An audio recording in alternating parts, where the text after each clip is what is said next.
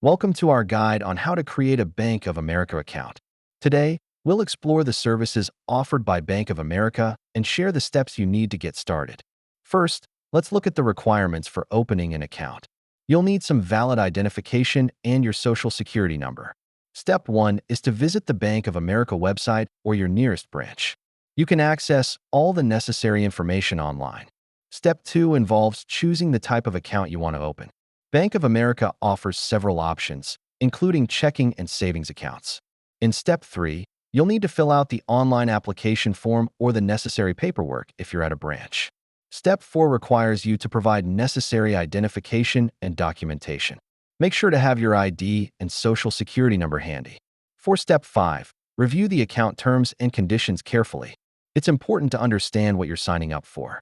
In Step 6, you'll need to fund your new account. You can do this at the bank, via transfer, or through direct deposit.